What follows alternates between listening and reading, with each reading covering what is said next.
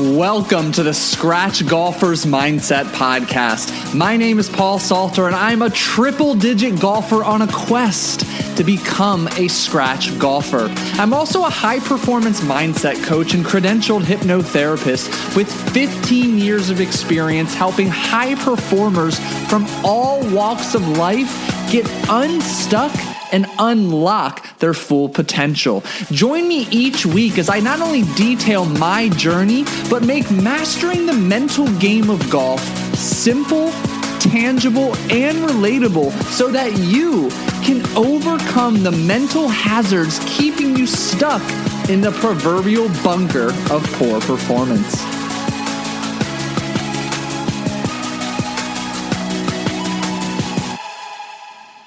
Hey, fellow golfer. Welcome back to another episode of the Scratch Golfer's Mindset Podcast. I'm your host, Paul Salter, the golf hypnotherapist, and we have a juicy 3-person conversation to share with you today. And before I briefly introduce you to these two fantastic, incredibly bright individuals and stellar coaches, I want to share a quick warning. Buckle up. There is no shortage of game-changing insight and tidbits in this episode, and I'm going to encourage you to listen with an open mind, stepping into a sponge-like state to begin to absorb the wealth of knowledge that our guests share with you today. I was fortunate enough to connect with both Watson and Shannon Shuskey, who are two of the top sought-after mental game coaches in the golf world. They're the founders of In the Zone Mental Training and co-authors of the game-changing book, which literally is a must-have if you're serious about shooting more pars than bogeys, which is entitled In the Zone Secrets. Now, a little brief overview about both Bo and Shannon before we begin. Bo is a former tour professional who turned to golf instruction and has become a respected golf teaching professional amongst professional golfers. Shannon is a former professional soccer player and, get this, a USA national champion and record holder in inline speed skating, who happens to also be an incredible mental performance mastery coach. And even better, the two of these individuals teamed up. They founded In the Zone Mental Training, and over the last 4 years, they've helped hundreds, if not thousands of golfers optimize their potential and play their best golf. And I am incredibly excited to share my conversation, which, to be frank, at times was filtered through the lens of selfish questions to help me rapidly achieve my goals of breaking 90, 80, and ultimately becoming a scratch golfer. So again, buckle up, get your notepads ready, and please help me welcome Bo and Shannon to the show. Hey, Bo and Shannon, thank you so much for joining me on an episode of the Scratch Golfer's Mindset Podcast. I appreciate you being here. Thank you for having us. This will be fun. Yeah, thanks for having us, and excited to share and to be a part. Yeah, absolutely. So let's hit the ground running. This flow state, this elusive, magical state where everything slows down and we can do exactly what we need to be doing to be the best husband or father or perform the best on the golf course. Help demystify the flow state. What is being in the zone? What is the flow state? First off, you have to ask, like, how often are you in flow state, right? And when does that happen? And, when you look at golf, golf is played over 4 hours, and then that's if you're walking, and then, but then what is the actual time that you're actually playing golf? 5 minutes? Yeah. I mean, if you think about it, right? Mm-hmm. Like if you really boil it all down to it, maybe at the most 10. Well, I mean, depends on, if you have a very, very, very high handicap, that might be longer, right? Right. But they say, when it comes to statistics and stuff like that we're only in the zone 1% of the time. Yeah. And so with that being said, we want to, let's focus on that 5 to 10 minutes. Who cares about the rest of the time? But let's really dial in on that, the 5 to 10 minutes that we're actually literally swinging the golf club or playing golf, so to speak. Bo, what you got, man? Yeah, so I mean, when you dive into that term, flow state, right? That's the more scientific appropriate term for it. We call it in the zone, but science refers to it as flow state. And Mihaly, I'm not going to butcher his actual full name, but like Mihaly is the father of flow research, right? And then one of his, I guess you would say, mentees. Now I'm going to lose it. What was his name, Shannon? I'm losing it. My mind's blank too. Triggers. Culture. Stephen Kotler. Yeah. Stephen Kotler, yeah. So Stephen Kotler kind of like took it to another level, right? He talked about he believes that there are actual triggers that can get somebody into flow state. And so we kind of took that and ran with it, and we found that there is actually another custom trigger that can actually get somebody into flow state. And so that's where we came up with the term psychoneuromuscular training. That's the heart of in the zone mental training and what we teach and what we use to help golfers get into that elusive state more often. We love to call it caveman golf. And the reason why we like to call it caveman golf, because the best golf, this is funny. We have a pretty large community. I'm on calls a lot. My team are on calls with a lot of golfers in our community. And, when I'll ask them, what's your lifetime low? And they'll say it's 71 or 68 or 79. And then I'll go and press a little bit further. I was like, okay, great. And when you shot that round, what were some of the things that you remembered about that round? And it is without fail, the common denominator for every single one of them is I didn't have swing thoughts. I was zeroed in on my target. It was like nothing bothered me. And they're all describing the traits of what it looks like to be in flow state, right? But more importantly, they're not playing their best rounds littered with a bunch of swing thoughts, and they're not playing their best rounds thinking about, the grip pressure and making sure your feet are pressed right. It's only on the target, and that's their main focus. And there's a lot of science and research studies out there that have proven that if someone can focus more on the target, they can get an object from point A to point B and get their body to line up accordingly and compensate in such a way that's going to give them the best chance and bring their true potential out that they have, right? And there's so many studies like that are out there.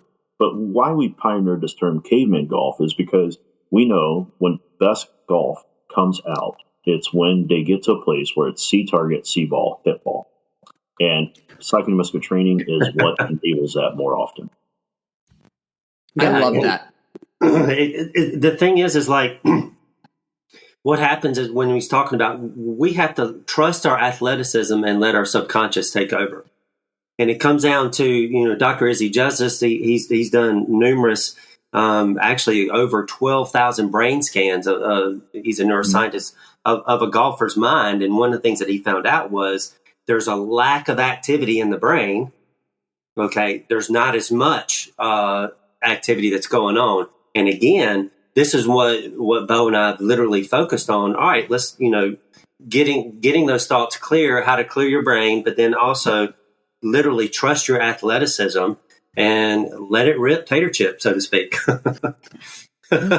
Yeah, I love the way you guys break that down. Caveman golf, I had not yet come across that. So brilliant there. Now I'm curious, you alluded to it, Shannon. Like I like to say we need to quiet our mind and learn to turn down the volume of our emotional brain or our swing thoughts. So before we get into some of those cues and triggers to get into the zone, what are some of the most common distractions or temptations that prevent golfers from getting into the zone and playing to their potential? One thing is this, our brain, it's interesting. They have found out more and more, and even I'll go back to Dr. Izzy Justice because he did the brain scans. Mm-hmm. Our brain cannot process the word dome. What are the first things that you think of when you see that bunker that's in front of the green or the water that you got to hit it over? That literally is going to test your limits as like how far can you hit the ball and stuff like that. Because what happens is this. I've done I'll take somebody through a mental imagery little session to prove, and what I'll do is I'll have everybody. Let's do this. Let's do some mental imagery of some bunny rabbits in a field, right? And then you start seeing that. You start having that mental imagery of all the bunny. All right, now let's increase the number. They're playing around. They're jumping around. This is fun, right? And then I'll say, don't picture a lion. And that's all I got to say. But this is how negative bias our brain is. Immediately when somebody is going through mental imagery of that, when I say don't picture a lion, it's interesting. From what I've learned is most people find that the lion is chasing to eat the bunnies versus just sitting there playing around with them, because that's what the instinct is. That's what our brain is. But our brain cannot process the word don't, because what happens is we're creating that extra target, right? Instead of like what Bo mentioned about being in maximum optimal level of flow state would be focusing on the target, and your body's going to do what it does. But then when you say the word don't, there's two targets there. And again, it activates more brain activity, and we got to slow that down and to literally, again, play caveman golf like what Bo talked about. I want to piggyback that because, ultimately what's happening is indecision is creeping into the equation, and indecision will never allow a person to play to their best. And to kind of hit on that just a little bit more specifically, this would be something that I would write down if I were you. And those of you that are listening right now, this is so critical to understand to the core. Where your attention goes, energy flows. So when you're playing your best, your attention's on the target, and it's only on the target. And it's about how you're going to get your ball from point A to point B. But if you're sitting there and you see water on the right, and you're catching yourself kind of trying to put your attention back on the target, but you just can't get the water out of your mind, well, guess what? Now you got two targets in your mind, and your attention is more on the water. And isn't it interesting that you'll pretty much hit it either in the water, or you'll hit a complete double cross and go way left, and maybe you're OB at that point. And unfortunately, this is the game and the battle that most golfers are facing right now. Yeah, I love that. And, speaking from personal experiences, I'm sure everyone listening can relate to, the moment we think water, we are nine times out of 10 going to end up near or in that water. And I love how you broke it down there. And I love, Shannon, like you bring the line into play. There's that negative bias, that protective survival instinct comes into play. And if you give your brain two targets, it's going to protect you. All of your focus is going to be on not doing that thing doing the thing that you said not to do. Like, awesome breakdown there. So now we know all of the temptation distraction. We know our subconscious doesn't process the word don't or no. How do we start cueing and triggering ourselves to get into the zone so we can have that laser-like focus where we need to be? I think this would be a great opportunity for Shannon to kind of share how he accidentally discovered this. Yeah. So what happened with me was my background is in speed skating. I was national champion, record holder, but also before I got into speed skating, I played soccer. I played like semi-pro as well, but I was like one of the fastest on the team in general. Depending on the team that I'm playing on, most of the time I was one of the fastest on the team. However, I noticed that, and just some background, the team that I skated for had over 22 national champions in their respective age group. Okay. So when I say going to practice, we had over 60 skaters. I was kind of like skating against the who's who in the country, so to speak. You know what I mean? So they weren't slouchy or anything like that when I say this. My start coming off the line, I would get last off the start every single time. But then, like, if we're messing around and I got shoes on or stuff like that, and we're doing sprints just jokingly or whatever, I'm beating them hands down. So I knew that there was a disconnect there. Very similar in golf. There's a disconnect. Sometimes, you hear it all the time. I can't take what I'm doing on the range and take it to the course. It's the same thing. And so then that's when I started playing around with what we call psychoneuromuscular training, having a trigger, right? And then doing mental imagery, but then also adding an emotional state that's backed onto that. That actually an emotional state that actually gives you a lot higher focus. And so that's what I was doing.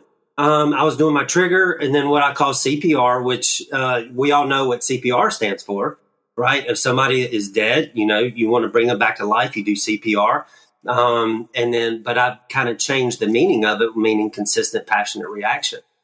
And so every single time I'm doing a trigger, and I'm doing my mental imagery with all of my senses involved, as detailed as I can get it. But then on top of that, adding that emotion that I was talking about. But then a lot of times people don't reflect when they're doing mental imagery of their limb movement. What is their body actually doing during the swing? You know, in my case, on my start, what is my body actually doing and feeling that and doing that? And so what happened was, literally, I got to where I could trigger my body to get in the zone on demand every single time that I stepped up to the starting line. And a lot of it is this. It's because I was getting my mental reps in away from, you know, the race, or, you know, in golf, away from the course. You know, we always hear 90% mental, 10% physical, or, you know, it might be 75% mental, 25% physical. It may depend on the golfer or whoever's there. But my question is, okay, if it is 10 to 25% physical, why are we spending 100% of the time on 10 or 25% of the game? Right. And so I was getting my mental reps in a way, triggering my body. And I was literally, I'd feel my muscles twitching, you know, and doing it and everything and making it become real. And then what's interesting was when I was sharing with Bo, when we met, all this system. Okay, here's the interesting thing about system. System is an acronym. I love acronyms. Yeah. S stands for save yourself stress, time, effort, and money. Think about what that'll do for your golf game. We have a system that is going to save yourself stress, time, effort, and money. We have put that together with the psychoneuromuscular training. And I developed this system, and I was going through. Then literally within 1 month, I started beating people off the line. I was getting about, mid-pack. And then with about a month and a half, I was winning every start, hands down. And I was like, okay, there's something to this. And I figured out it was Pavlov's dogs. You know, we've all heard of Pavlov's dogs, classical conditioning. But when I was telling Bo all this, he was like, man, there's no way this works. But I proved it. I ended up becoming national champion because of my mindset and stuff like that, triggering my body to get in the zone. And that was just something I did. But so when I met Bo, he challenged me, and I went back and looked at all the books that I was reading, and I was doing it wrong the whole time. But you can't, I mean, it's like the outcome is amazing. What it took me to the other level, right? So that's why Bo and I, we kind of laugh about it. I'm like, there's no way I'm doing it wrong, but yet I'm doing it so wrong that it's perfect and it's right. So I'm going to help him finish part of that story because he's such an humble guy. He won't actually share the after the fact of him becoming a national champion. So when we were at dinner, this first time he and I, we go out after meeting at church, and I'm getting to know him a little bit more. And, this conversation just came out of left field because, I had no idea that this was in his background as a speed skating performance coach. And, so he was national team manager for the U.S. national inline speed skating team. And I asked him, I was like, so what was your record? And he said, I coached 142 national champions, 8 world champions, 2 Olympic medalists. I'm like, wow, that's impressive. What was your secret? What was your key to doing that? And that's when he said, well, if you really want to know, I was able to get my speed skaters to trick their bodies into the zone. And that's when I about fell out of the seat because I started laughing. And, to give me some context on my story, I walked away from the game of golf 2 years prior. I shut down my golf school. I was frustrated with my own game, but at the same time, the biggest reason why I walked away was because I would have people come to me, very few, but it was the ones that were really struggling with the mental side. And this one particular player was the final straw. And this guy, like on paper, we go out and be playing lessons, like he would be strokes gained, should be in the low to mid 70s. We're on the range working on his ball flight, hitting it as good as a 2 or 3 handicap. But yet when he go play in tournaments, he would shoot high 80s, low 90s. And it literally frustrated me to no end. And it did the same for him. And then in September of 2016, I'll never forget it. We were having an honest conversation that evening. And we both agreed that we should part ways, and basically he fired me that night, right? And that night, that's when I started putting out resumes, and I walked away and shut down my golf school. I mean, and this is kind of crazy when you look back at it in hindsight, because yeah, I couldn't help these few people, but I'm a type A type personality. I want to help every person that comes to me. And, generally as a whole, our school is averaging 4.7 shots dropped within 6 months across all of our students. And that's what I walked away from, because I couldn't help these select few people. Like, other people were like, that I couldn't help was like, why do I start on the front nine? I do really well, but I blow up on the back nine. And it's a tell of two nines. And it could be vice versa. Yeah. They do terrible on the front and they go great on the back. Mm-hmm. Or it's like we talked about earlier about the water hole, right? Why is that I get to this one hole? It's my nemesis. And it's like, no matter what, I always hit it in the water 90% of the time. And if I don't hit it in the water, I'm so far left and I'm in trouble over here to the left side. And I couldn't help those people. And that's what I walked away from the game. And so when he and I met that night, 2 years later in 2018, and he's sharing all this with me, I was laughing because I was like, I don't believe you. And that's what I honestly said to him. And, I was intrigued just enough that I said, you know what? If this does work, I said, this will change the game of golf, because, this is something that is drastically needed within the golf space. Because I told him, I said, look, I've read all the mental books out there. They all talk about flow state. They all talk about what the zone looks like, but nobody has ever shown a step-by-step path on how to get there more often. And you're telling me that you figured this out in speed skating, but I was like, I just don't think this is going to work for the game of golf. Golf is the hardest sport in the world. And so I said, you know what? I'm a perfect, test candidate for this. I haven't touched a club in 2 years. I said, Shin, if this works, I will take everything you share for the next hour and a half, and I'm going to go try to apply this in my game. And so what I did, the second half of 2018, I played 8 rounds. I do this 0 physical practice between rounds. I do not hit warm-up balls. I go straight to the first tee, cold turkey, and I hit just a few putts. That's it. That was the path I did, in addition to everything that he showed me, right? So 6 out of 8 rounds, I go under par. The last 9-hole round I played in the end of October. I actually go 4 under and I lip out 3 additional putts for birdies. So it could have been even lower on that 9 holes. And that was also, we talked about this in the book, but that was after that round. I go home and I tell my wife we're opening back up the golf school. And she thought I was crazy. And she looked at it like I had 5 eyeballs. But anyways, but I lowered my handicap. When I walked away in 2016, my handicap at that time was a 2.4. After those 8 rounds, I go down to a plus 1.7. And that's how quickly it changed. And here we are. So it's been a fun journey. Yeah, that's incredible.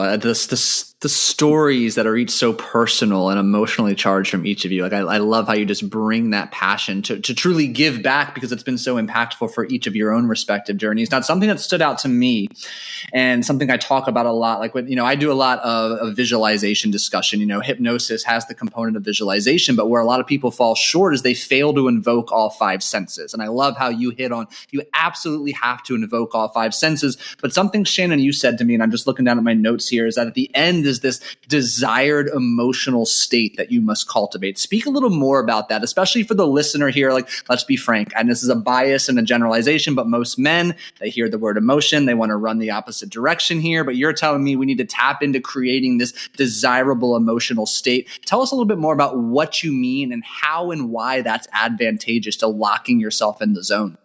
Right. So, several things. Number one, what happens when, let's talk high school football. I know this is like out of left field. High school football. What is it like in the locker room right before the game?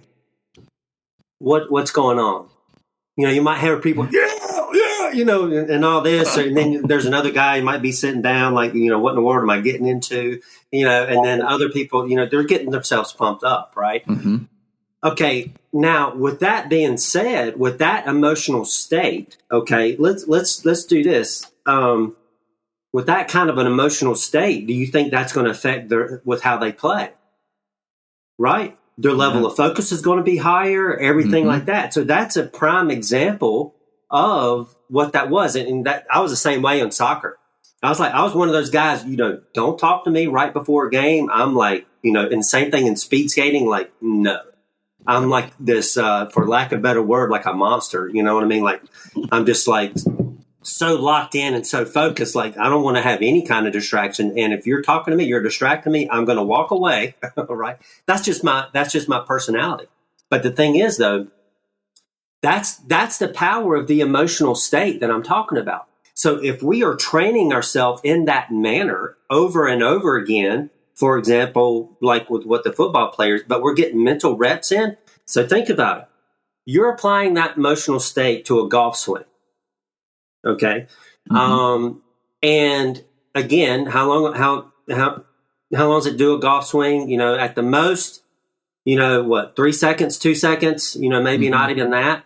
But you're applying that emotional state, but you're going in and out with your trigger, with that emotional state, and you're doing that over and over and over and over, like at least 50 reps, because there's new research when it comes to mental imagery that came out of Stanford that says you at least have to have 50 reps, no longer than 20 seconds per rep. Okay, that's the perfect thing for golf. Obviously, the swing. Mm-hmm. You know what I'm saying?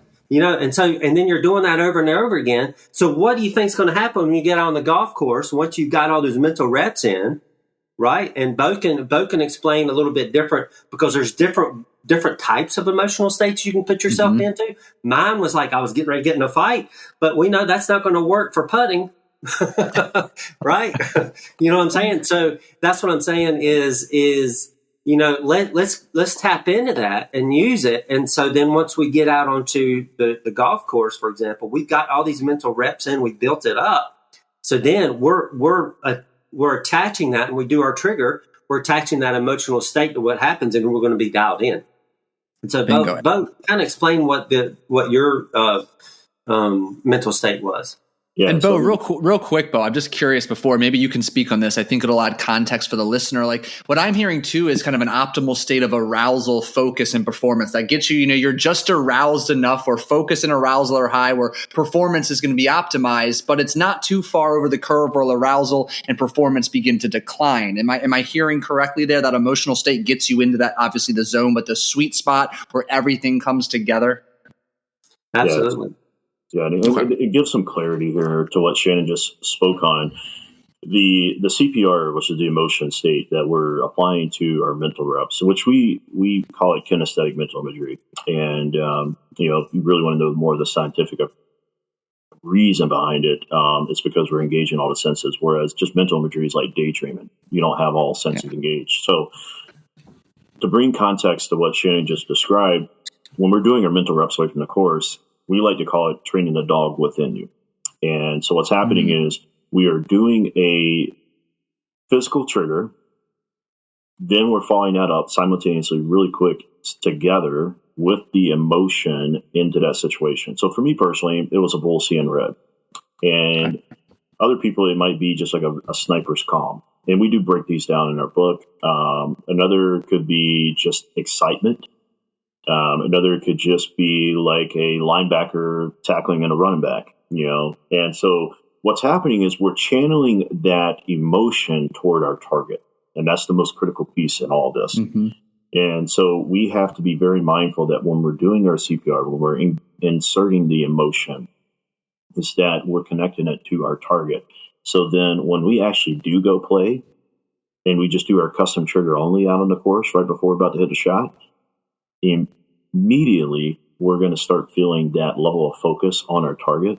And so that's through the process of psychoneuromuscular training. And that's kind of like the 10,000 foot view. Obviously there's more details in that, but that's how we're bringing it all together. And that's how we're getting people into that state more often, which would be flow state. Fantastic. So well said. And I just, I have so much relatability to this. I love the way you're breaking it down so simplistically. And it's something I try to talk about often, is that emotional state is so powerful because at our core, we are emotional beings. And so many people, especially beginners or those getting back into the game, you think emotion in golf, you think anger and frustration. I'm pissed off because I hit it out of bounds again. I keep slicing my drive. But there is a way to leverage these emotions to diffuse the ones that are toxic and counterproductive, and to create and generate on demand, like you're alluding to, the ones that actually serve you and help you to lock into the zone and play your best. So excellent descriptions there. Really, really love that. Now, on the topic of emotions, like when I first heard Caveman golf, I loved the simplicity of it. I also took it as it is, in a way, emotionless golf. So knowing that we are emotional beings, talk me through some of the strategies you use to help golfers you work with combat some of the natural emotions of pressure, anxiety, stress, anger, and frustration on the course. Man, it's such a great question. And this is where psychoneuromuscular training has like no end in terms of, I love what Shannon says a lot. Your limitation is in your imagination, right? So when golfers go to the course, right, they can go to the course, they can practice hitting shots in the range. They could also work on, creating holes in the range and simulating playing a course on the range, right? They can also go to the short game area and they can hit all kinds of shots. They can play games. They can do a lot of putting games and putting drills and all that. So there's no like limitation to what people can practice, right? Yeah. Well, guess what? You can also do very much the same thing when you're doing mental reps away from the course.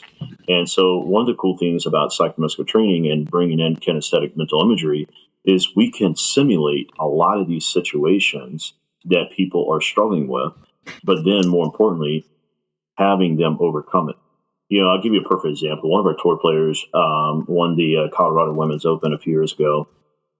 And it was so interesting because the day before and 2 days before, she was on the practice putting green and actually rehearsing making the winning putt, which would have been a downhill right to left, about a 20-foot putt. Well, isn't it interesting that on the final round, she hits it to a spot that's 21 feet, right to left, downhill. And granted, she did have a 2-shot lead at this point, but she ended up making the putt for birdie to actually win the event. And, this is where it's so interesting because you can simulate pressure, but you can also overcome that type of pressure because you're putting yourself in that situation over and over. So like when we have people that struggle with maybe first tee jitters, or we have people that just struggle with just anxiety going into a round, or maybe it's during the round. We do walk them through and showing them how to take that nervous energy and turn it into excitement. But also we can show them with mental reps away from the course where they have done it so many times over and over and over again that they feel like they've already been there. Shannon's good friends were in a mastermind group with Brian Kane and Zach Sorensen. And Zach Sorensen's the mental performance coach for Atlanta Braves, and one of the big reasons why they won the World Series a couple years ago. And Zach told a story one time where there was a AAA pitcher. He got called up to the major leagues, and he was going to be pitching like 2 days later. Well, when he got the call, like it was totally out of left field. He's a nervous wreck. So him and Zach are having a conversation, and he's like, "Man, I don't know. I'm a nervous wreck. Like I'm like so anxious going into this game." And so Zach said, "All right, well, here's the list of all the batters. I think they maybe went through some video of how they swing and how they hit and all that." And so he had him pitch at every batter, mental reps. He also had him engage with the stadium, the fans, the noise, all of it.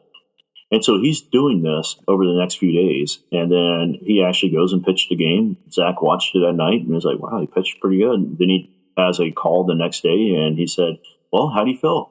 And he said, "Zach, I felt like I had been there 100 times before I actually stepped foot on the mound." And so this is the power of kinesthetic mental imagery and what people can utilize it for.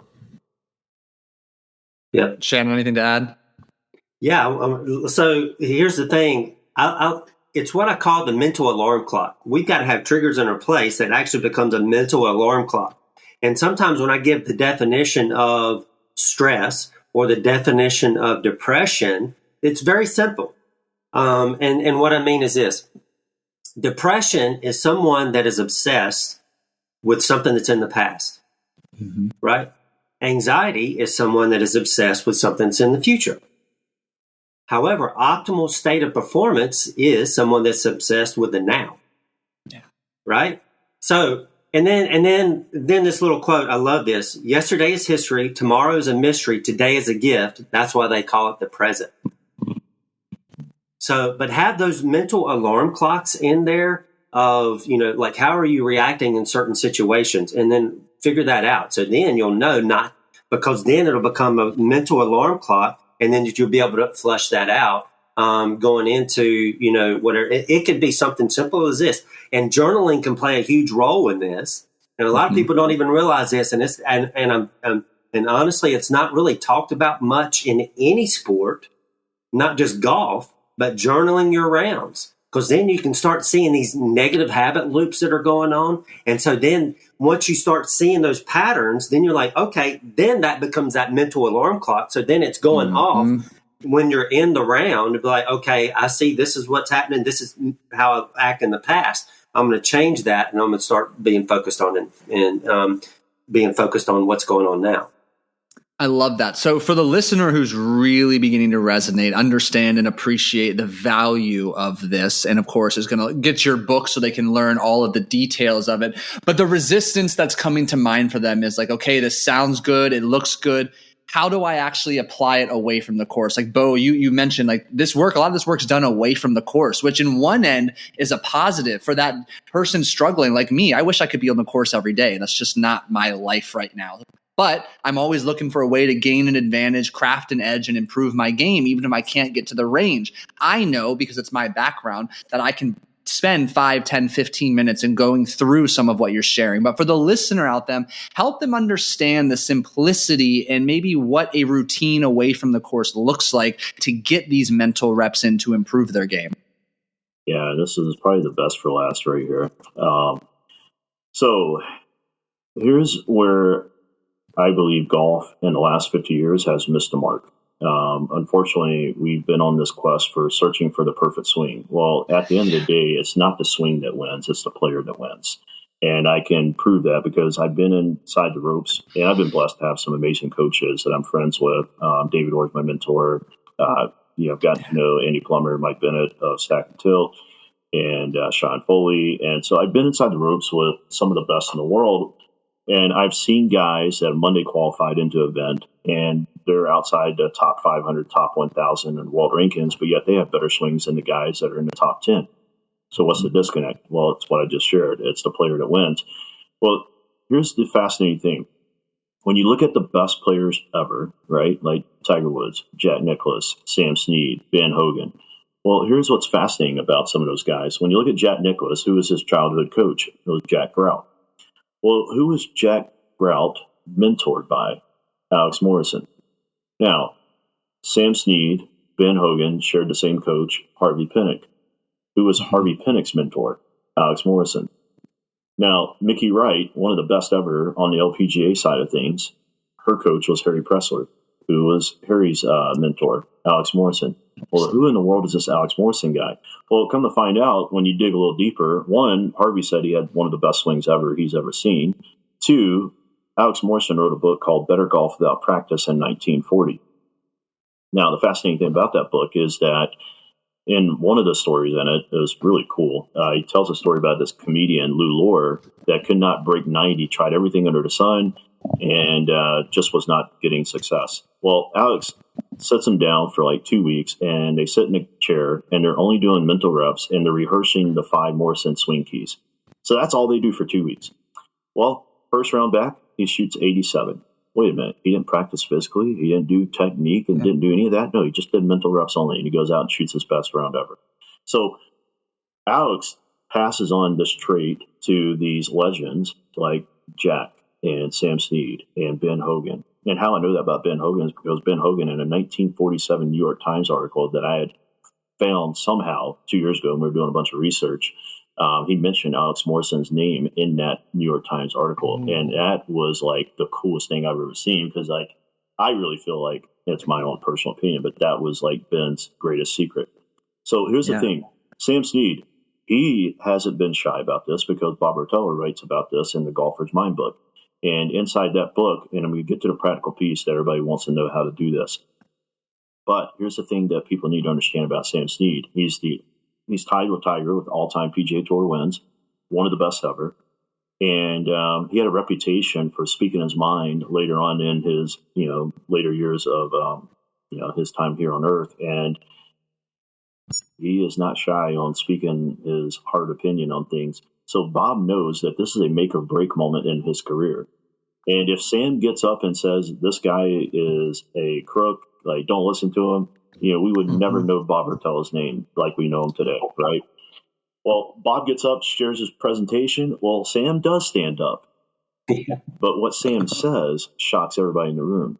He said, we need to listen to this young man because what he is talking about is one of the biggest keys to my success and why I was able to accomplish all that I did. He said, back in my prime, when I was, night before a round, I would visualize myself playing the perfect round, and I'd get through like hole 12, hole 15 or something like that, fall asleep, feel great the next morning, go through my normal routine, go out and play a great round, and I just kept doing that repeated process.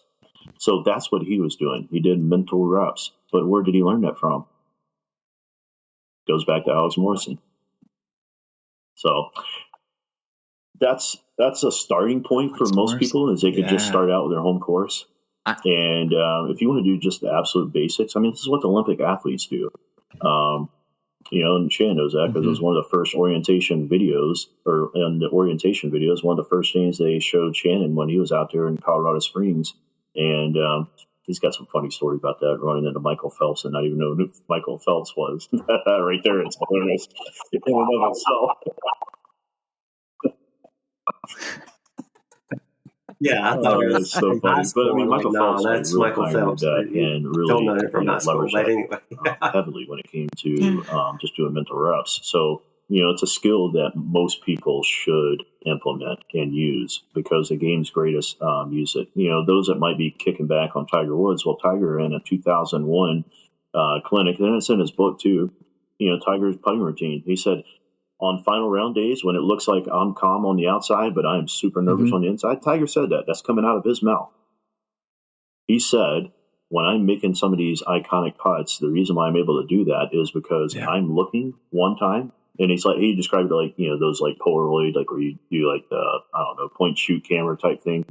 And he said, I'd take a picture, bring my eyes back, look another time, I'll take a picture, set up to the ball, and then I'll take one final look and I'll take a picture. And then he said, all right, Tiger, putt to the picture like Papa used to say. Well, guess what, guys? That's mental rep. That's mental imagery. So it is. It's pretty fascinating. And that's kind of the foundation piece to what we teach inside psychomuscular training. But, when you kind of look at it and you want to do it very simply, just start out with your home course because you play it so many times. The image is very clear. All the details, it's easy to bring to mind. And then you just go through the process of doing your trigger, CPR, do your mental rep, and you just keep repeating that process all the way through. And then eventually you'll get so good that you can start inserting different distractions. You get to a place finally where you're like Shannon was when he was speed skating at the height of his career. He would walk down the mall and do mental reps with his eyes open and all the distractions, and then your muscles are twitching and firing. And people that might be arguing that piece right there, here's where I would challenge them, because in 1980 one of the pioneers that started this whole journey of like understanding kinesthetic mental imagery a little bit more was a study by Swinn, Suinn. You can go look this up.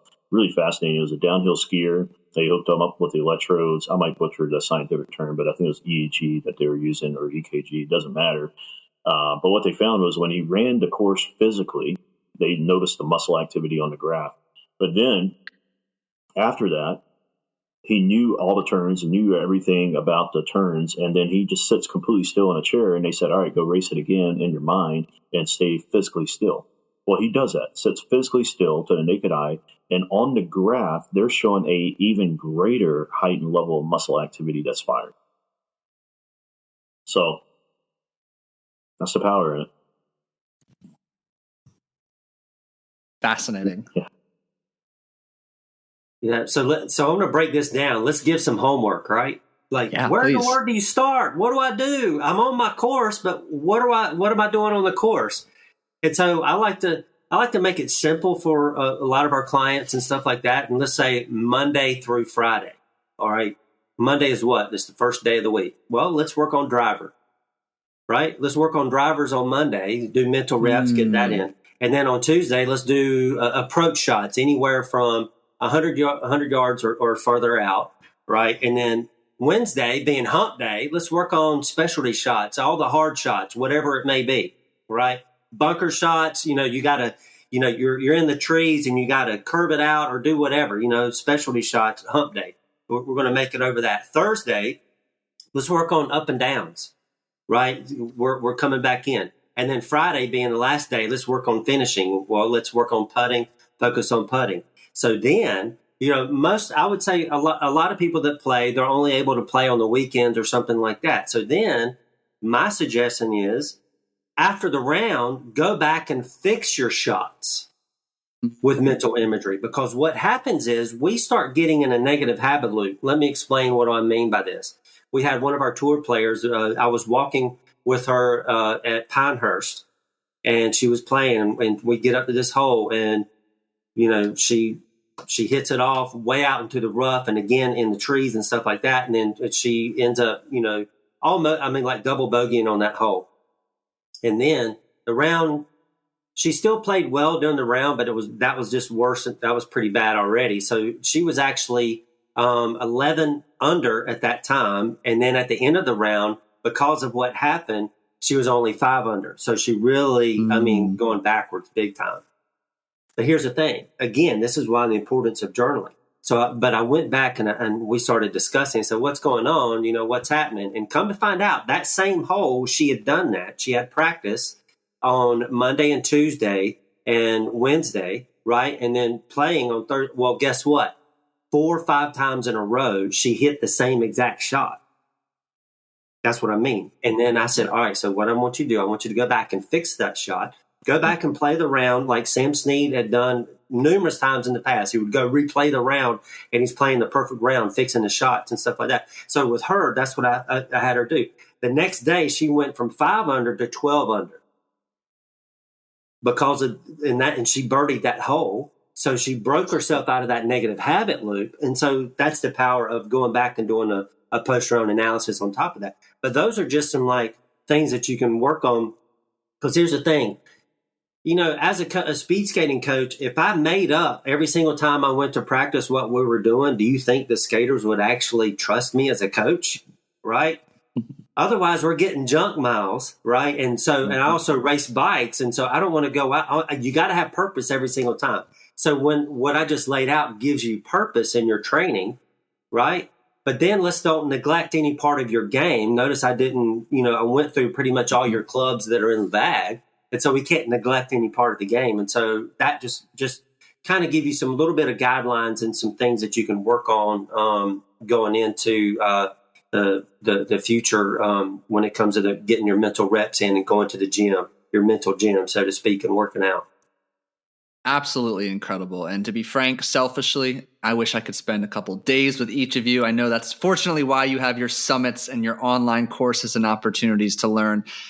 Absolutely incredible. However, I know I need to be respectful of your time. So, Bo, Shannon, I will link all of your social and prioritize getting your book, which is absolutely fantastic. Everyone listening needs to get that book. But is there somewhere else you recommend the listener visit or go continue to learn more from you that you'd like to share here this morning? Obviously will naturally inquire, how can we work with you more intimately and things like that. And what we tell people is look, even if you can't work with us more intimately, that book is like us personally working with you on your game. So you can get that book at endozonsecrets.com, or you can go to Amazon. If you're in an international country, you can get the book there as well.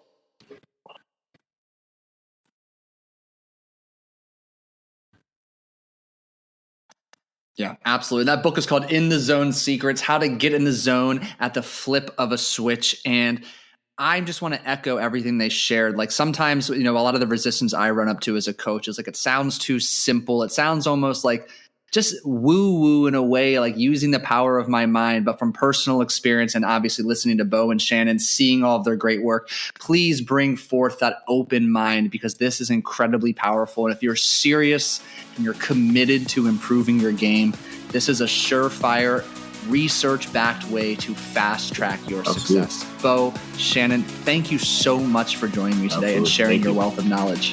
Yeah, thanks, Paul, for having us on. This is fun. Love it. Yeah.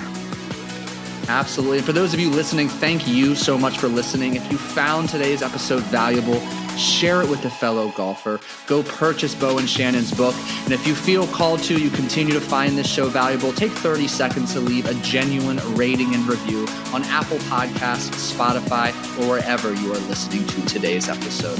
Have a fantastic rest of your day, and I'll catch you in the next one.